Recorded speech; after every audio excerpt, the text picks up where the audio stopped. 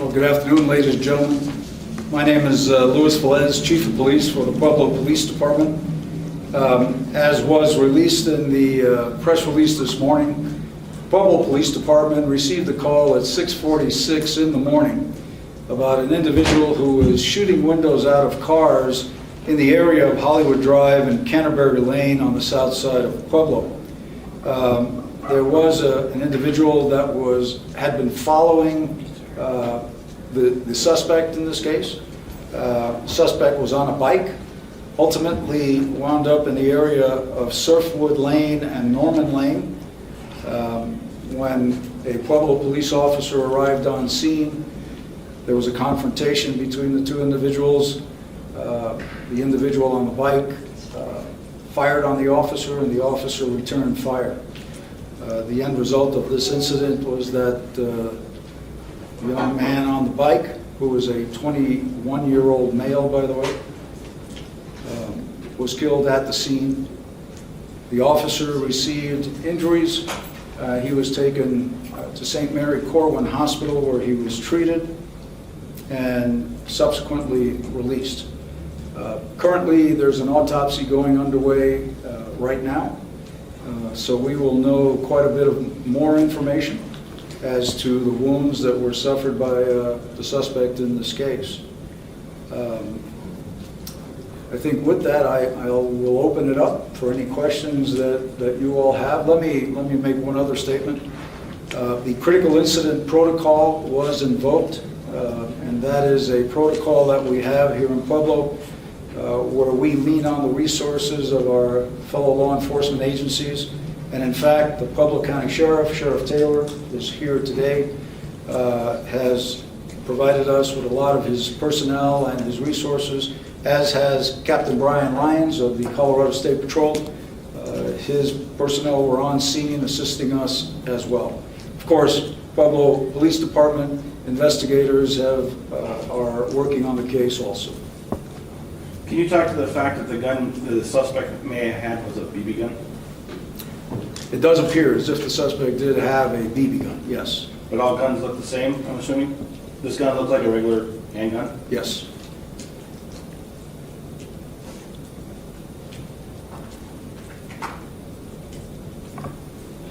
Chief, what's the officer's injuries like? Well, the officer suffered two injuries. One in particular was a pellet where he was hit in the head. I can't really go into much more than that. It was excised at the hospital. Where else was he shot? He was shot twice, is that correct? Yeah, I believe he also suffered an injury to his left elbow. Where was the suspect shot? In the front and in the chest and abdomen, but now we're going to find out exactly as soon as we get the autopsy results.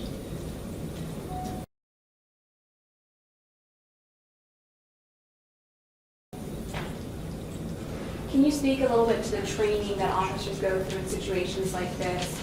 Obviously, like you said, it was a BB gun that we know now, but at the time, it looked like a gun that would have obviously injured your officer. Can you touch on that? Well, and in fact, it did injure the officer. Right. Sure.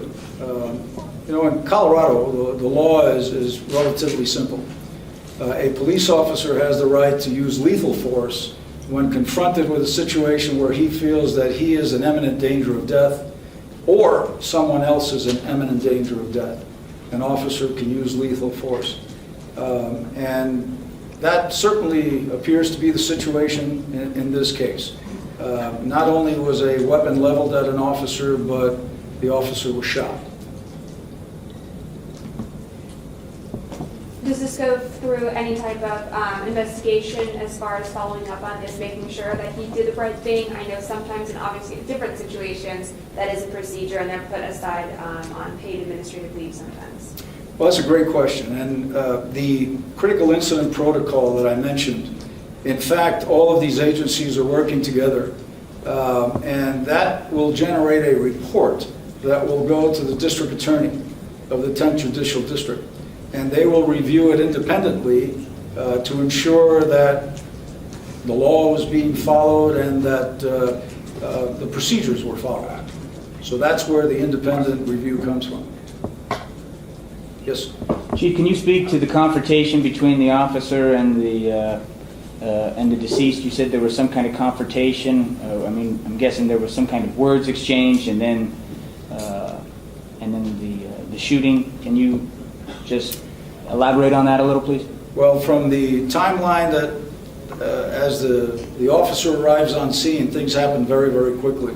I'm not sure that there was a great deal of confrontation, if you will, other than the fact that we do have witnesses that did witness this entire event.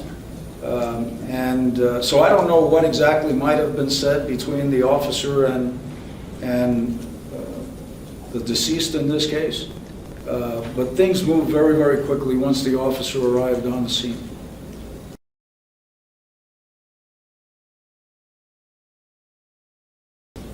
The officer is on paid leave, is that correct? The officer is placed on administrative leave with pay, yes. Is it a male or female officer, sir?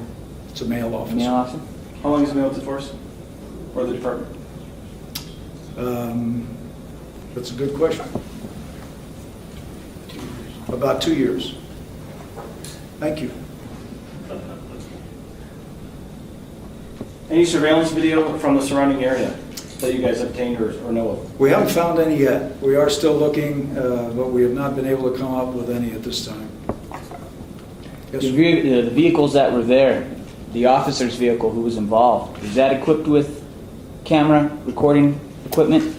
It was, and we're going to be downloading that information and see if we have anything on video. Of course, that if there is anything on video, that will become part of the investigative effort.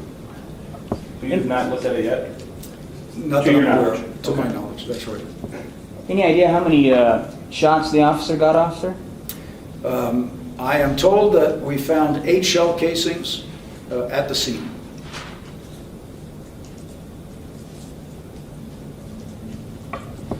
That sounds like a lot. I mean, did he just keep going after, do we know how many shots? Did he just die off of one shot, or was he shot several times? I don't think it was a lot, to tell you the truth. Okay. When you're in the middle of a gun battle and you've been shot, you may believe that you fired three rounds or 4 rounds, and in fact you fired more.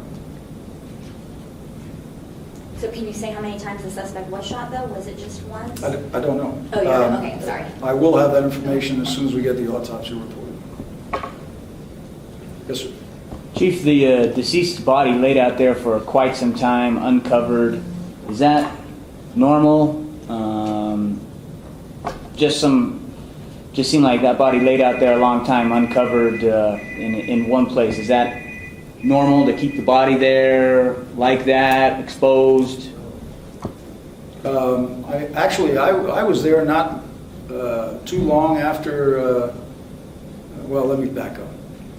I went to the scene after I went to the hospital to check on our officer.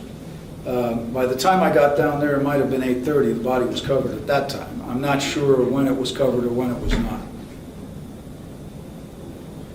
Is there any knowledge as to maybe the mental state of the gentleman on the bike that was carrying the BB gun as to why he was shooting out these windows, some sort of personal situation? I don't have an answer to that one. Okay. Does he have a criminal past, the suspect or the deceased?